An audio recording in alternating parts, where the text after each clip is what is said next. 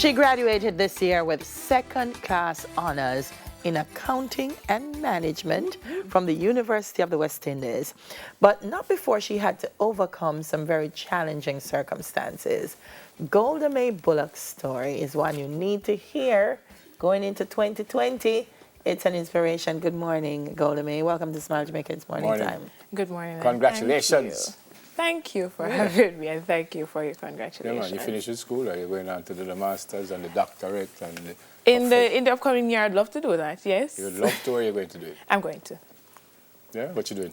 I would like to do a Master of Science in Applied Data Science. Yes, I'm interested in the numbers, so yes. Data science. Explain what that means now. Well, basically, it has to do with how you collect, manage, and interpret data, how you extrapolate from the data, trends, analysis, whatever conclusion you want to come with, that's, using information technology, computer science, engineering, and so on. Only too bright for me. Nice. All right, Golda-mae, we're going to talk a little bit about your story. So we're going back a bit. You were in state care briefly as a part of a transition into foster care. Yeah. Tell us a little bit about that. What would have brought you to that place?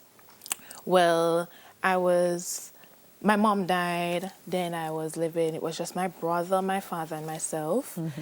Then things got a little rocky. We started getting some beatings, which were out of the norm. You know, started feeling like you're about to kill me. Sorry to jump in. How old were you at the time? I was at 12 when my mom died. 12 when my mom died. Sorry. Yes, so then, complaints started to go in. I don't know who sent these complaints. People in the community. I guess I would reasonably assume that's the case. And, the CDA at the time would have tried to intervene, but I didn't want to leave my home because this is the only thing I know. This is what's familiar to me, and I love my family regardless of... And having lost your mother, you probably wouldn't have wanted to, Not at all. So it came to a point where I was at school one day and I was wearing a sweater. I was going to St. Mary High School wearing a sweater, and it's hot. The teacher did not understand why this child would wear a sweater. So the instruction was, take it off. Took it off, and at the time I had some fresh bruises, and it was quite a sight and a surprise. You don't expect to see anything. So, I was sent to the guidance counselor, and from there on she said, this is something I have to report. I'm sorry. I know you don't want to do this, but I have to report it.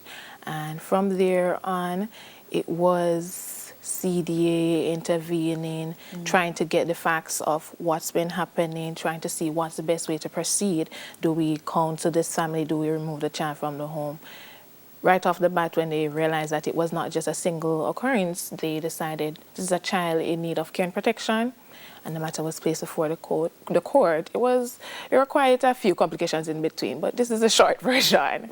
Yes. From there on out, we had a few court appearances to decide, how to proceed, even though I was no longer in the home. Then under what legal structure would I exist? I'm no longer living with my parent. They needed a legal guardian, and there were petitions being made to the court to allow my grandmother, who was beyond the age to indeed adopt me legally. The paternal or maternal grandmother? Maternal grandmother. And 2 years afterwards, it came through January. I think it was January 11th. And you went to live with grandma? And I was living with my grandmother until I finished. You said your brother was there? Yes. Was he also abused? We were both subject to similar circumstances. Did he have to go through the same things that you went No, through? he was older. So by the time the CDA would have gotten in to a certain degree, he would have been at an age where, As he would be legally responsible for himself. The other question was, why were you being hit? Did you give problems, or was... What happened? Why? I don't think I could classify myself as someone who gave problems. I just think that as a family we were going through a really rough time. We all had our bouts of anxiety, depression, and just shock going through. And I think that would have contributed significantly to my father's reaction and so on. And also, responsibility.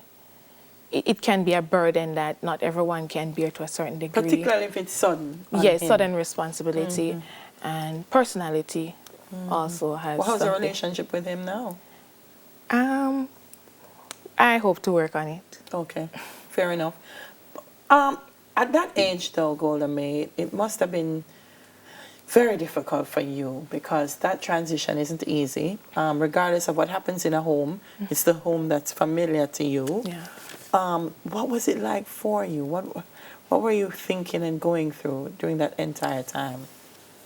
It was, without doubt, the roughest period of my life. However, I shut down to some extent when I realized that I'm not going to wake up tomorrow and this thing will change. It's now reality. It's now something that you'll get up each day and have to live with, have to choose to overcome. So I shut down for a greater portion. It affected my performance in school, high school at the time. It affected my behavior. Like, homework wasn't something that was readily attended to because all I wanted to do was sleep and forget about this. I go to school, come home, sleep. And then I get up the next day, go to school. But at the same time, I knew that this is still the way out. I need to get an education. I need to help myself because there comes a point when you realize no one is going to fix this for me. I have to put myself out there and be responsible for myself. Though young I am or was at the time, I now have to determine where do I go from here. By the way, you're still very young, but what caused you to overcome that? Where did you go? Was it religion? Was it counseling? Where did you go? Or did you just grab yourself and say, no, man, I'm going to deal with this? 3 things. I was struggling in depression, anxiety, and also post-traumatic stress disorder. There was a point when, even starting university, I realized that my day classes would not see me because I didn't want to be seen by outside. So I would just wake up and I don't know where the day went. I'd be there and it just became night so suddenly, and I realized that something is wrong. So there are 3 main things. I'm a part of this group called Advent Fellowship. Finding a family in these persons, in this group, finding spiritual upliftment and holistic growth and development. That's one major thing. 2, my mother would have done anything to give me the world, to give me the best in this world. She's not here, now I have to do it myself. I came to that realization. And the third would have been just saying to myself, are you going to be a victim the rest of your life? Because I've never told anyone this story up until that point. I did not tell a soul that, I'm a ward of the state, I'm suffering from this, I'm stressed, I'm depressed. I've never said that. Persons always see me and I'm smiling. Another person's going, I love to see you, you're always smiling.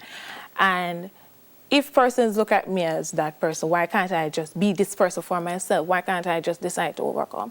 And that just blew me out of the waters from there. Responsibility. And wait, a 4th would have been a scholarship I received from the Children of Jamaica Outreach. It's a non-profit based in New York, which seeks to offer assistance mainly through scholarship every year to students who would have been, yes, that's me right there, who would have been in state care and are currently doing well in university. So. What? That graduation picture? How are you right now? Oh, am I right now? I am blessed. I'm grateful. I'm happy that I can come here today and not cry. This is my 3rd time speaking about this openly, and the first 2 times I cried. I'm here today and I'm not crying. I am, as I said, blessed and grateful. We are blessed that you were able to share this story with us, Golda-mae, because there may be children out there who are watching who may be going through similar challenges and not knowing where to go. And the fact that you were able to find a space and a place will be inspiring to them. It's awesome to meet you. Before you go, what would you say to children in state care? It's not your fault. Sometimes life doesn't go the way we would go to our beds and dream of it to be. But at some point, you have to realize that it's not as hopeless as it may seem. There is aid available. There must be someone you can reach out to and speak to. The Child Development Agency, the Child Protection and Family Services Agency, they are willing and ready to help. And what would you say to people who come in contact with people who either are or were in state care? Well, my first thing would be, if you can help.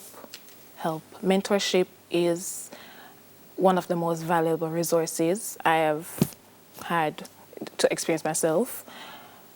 Financial help, we can't act as if we don't need it. We need it. Financial aid, mentorship, these are two things that if you're able to give it. Be compassionate, be kind, and don't treat us like outcasts. No, they said it already. Great to meet you. Thank Brilliant you. story. Thank you. Go do your master's, go do your doctorate. Come back next year as Professor Golda-mae Bullock. It won't be that short a time, but I'll try. Good to see you. Thank you. All right. All right, Golda-mae Bullock, inspiring story there.